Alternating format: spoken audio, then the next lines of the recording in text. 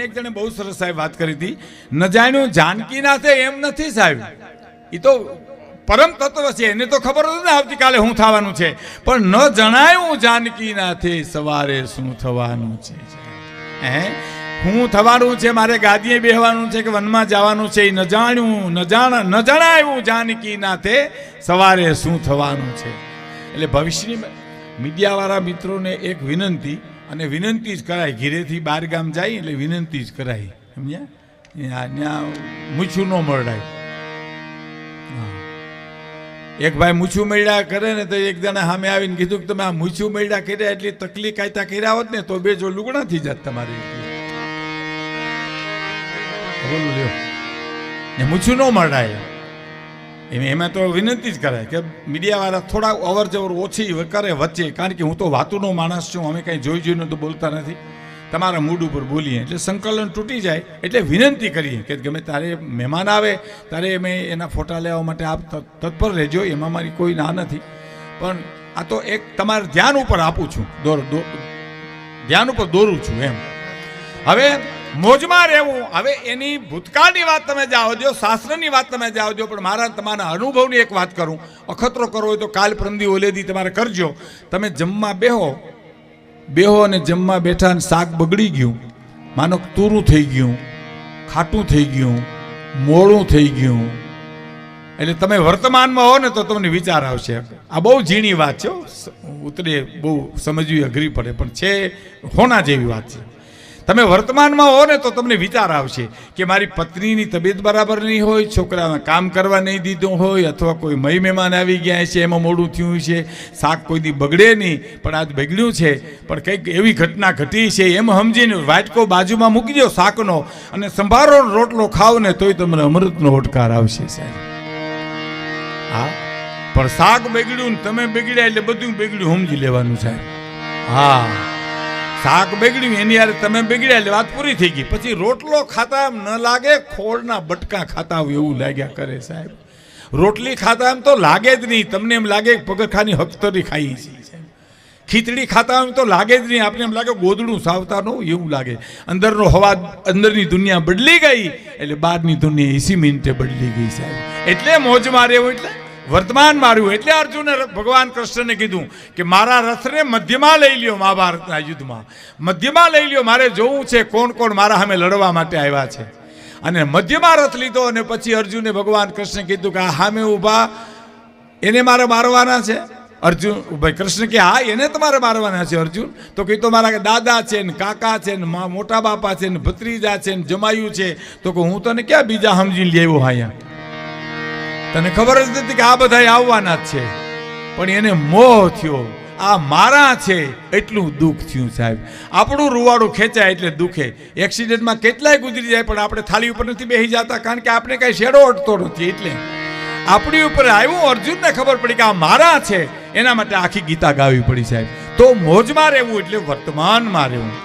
પેલી કડી સમજો, કારમીન પાણા કાળ જાવીંધી અને કુપલું ફૂટે રે, કારમીન પાણા કાળ જાવીંધી કુપલું ફૂટે રે, આબ ધરા બીજ રમતું હાલે એનું ખેલ ન ખૂટે રે, આબ ધરા બીજ રમતું હાલે એનું ખેલ ન ખૂટે રે.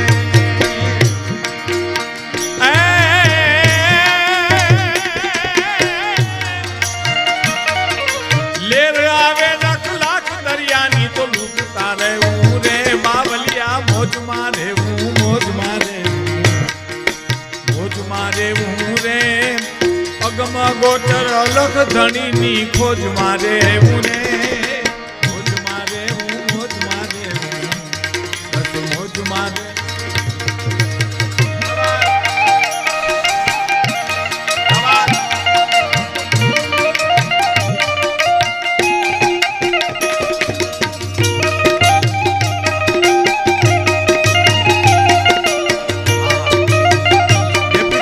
સાહેબ હેમાંશુભાઈ પંડ્યા પણ બધા છે, એનું હૃદયથી સ્વાગત કરું છું. મને આમ દેખાતું નથી, મને શિવરાજભાઈ ધ્યાન દોર્યું. અને આપણા બેન આજે શક્તિબેન મજમુદાર એ મેર હતા ત્યારે અમે ભાઈ બહેન જ્યારે કોઈ પણ જુનાગઢના ફંક્શનમાં મળીએ ત્યારે હું એમ કહું, મને કે ભીખુદાનભાઈ કેમ છે? મેં કીધું મુકામ રોડ ઉપર છે, અહીંથી આવીને અહીંથી વાન વાંથી વાન એટલે એમ કે મને કે ભાઈ મુકામ રોડ ઉપર. મેં કીધું આ રોડ ઉપર આવો.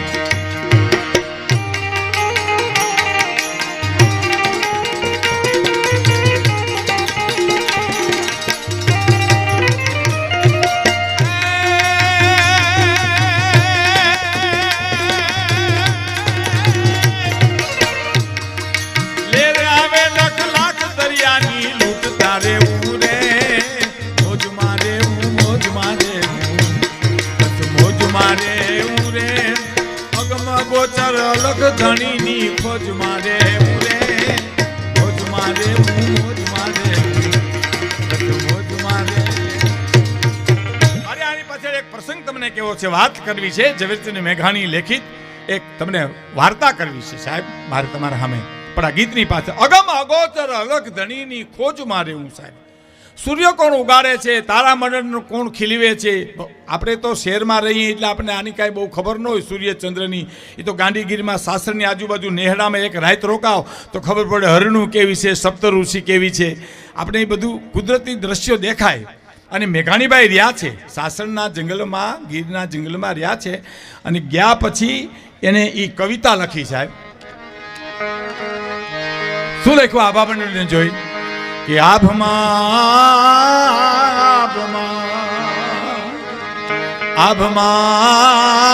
આવડી તે ફૂલવાડી ઈ ફૂલડા કોણે બેરા, ફૂલડા કોણે બેરા રે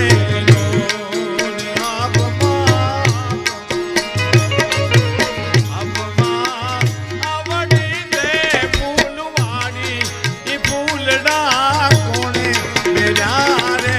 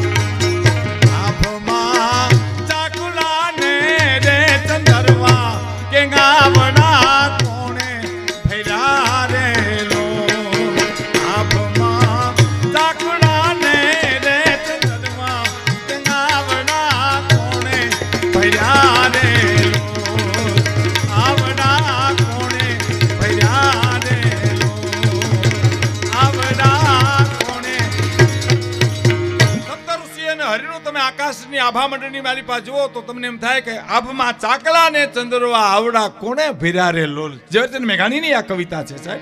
જેવા તેવા કવિ નથી. નકર ઘણા કવિઓ ખોટાને તો કવિતાઓ લખે ને એક કવિતા મને કવિએ સંભળાવી.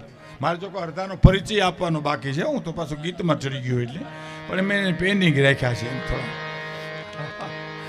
એક જણો મને કે મેં કવિતા લખી. મેં કીધું મને સંભળાવો હતા. મને કે મારું નામ કવિ જર્મન છે, પાતળો મારો બાંધો છે, બાંધામાં એક હાંધો છે, એ જ મારે મને વાંધો છે.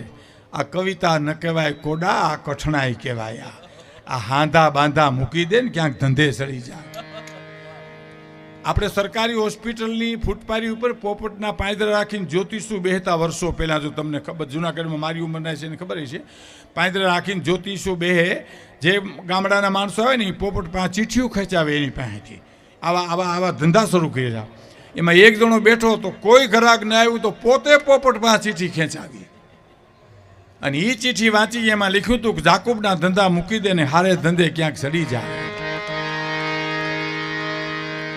અને પછી પોપટ વેચવા નીકળ્યો. લ્યો કોઈ પોપટ, લ્યો કોઈ પોપટ. એટલે એક જણે પૂછ્યું શું પોપટનો ભાવ રાખ્યો? તો કે 50 રૂપિયા. તો કે 50 રૂપિયા હોય કે બે પગે દોરી બાંધી જોઈ તમે?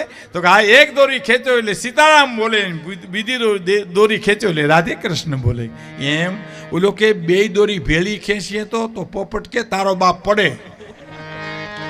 પોપટને બોલવું પડ્યું એવી દોર્યું ખેંચ્યું ભડના દીકરાએ. આ કવિતા ન કહેવાય સાહેબ. મારું નામ કવિ જર્મન ને પાતળો. આ મેઘાણીની કવિતા સાંભળજો. આવડા ફૂલવાળી ફૂલડા કોને વેડા મેઘાણી કહે છે સાહેબ. અને આ ચાકલા ને ચંદરવા આવડા કોને ભર્યા રે લોલ. અને હવે સાંભળજો સાહેબ એક ઘડી કે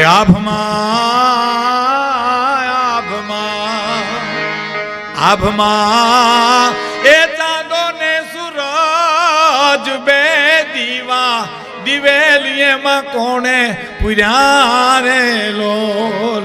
દિવેલીએમાં કોણે પૂર્યા રે લોલ. આભમાં ચાંદો ને સૂરજ બે દીવા દિવેલી એમાં કોણે પૂર્યા રે લોલ. સાહેબ વિચાર તો કરો. જલહળતી જ્યોતું કોઈના બિલ નું આવે એવા સૂર્યચંદ્રના તેજ એમાં દિવેલ કોણ પૂરી આવ્યું હોય છે સાહેબ. દુલા કાગની એક કવિતા છે ને કે દરિયા તણો ક્યારો કર્યો તો એનો કૂવો કેવડો હશે અને એનો કોસ હાંકળનારી ખેડૂત ઊભો ક્યાં હશે સાહેબ. બે મસાલો બાળતો અજવાળતો ઊભો મસાલી ક્યાં હશે. સૂર્યચંદ્રની બે મસાલો હાથમાં લઈ અખિલ બ્રહ્માંડનો માલિક ઊભો ક્યાં હશે. તો કે ધરતી ઉપર. તો કે ધરતી તણો પીંડો કર્યો તો ધૂળી લાવતો ક્યાંથી હશે અને જગ ચાક ફેરવનારી કુંભાર બેઠો ક્યાં હશે હે. અને હવે સાંભળજો ભાતના બુટા કર્યા તો દરિયાની કિનારી કઈ છાપશે. ધરતી ઉપર ભગવાને ભાઈતું પાડીને ગામડા શેર વેરાન વગડો ક્યાંય નદી ક્યાંય નાળા ક્યાંય આંબા ક્યાંય આંબલી ભાતના બુટા કર્યા તો કિનારી કઈ છાપશે. અને આ બીબા ઘીરે કેટલા હશે રંગરેજી કેવો હશે સાહેબ. આ વિશ્વમાં કોઈની એક અણહાર નો આવે. વિજ્ઞાને સાબિત કરી દીધું અંગૂઠાનો ફિગર એક નથી વિશ્વમાં. એ રંગરેજી કેવો હશે. અને છેતરે નહીં છેતરાઈના અબજોનો આળથીઓ દી છે સાહેબ. એક તો કોઈનાથી છેતરાય નહીં અને કોઈને છેતરે નહીં છેતરાય નહીં. નકર આપણી ફૂલ તૈયારી છે છેતરવાની સાહેબ ભગવાનને.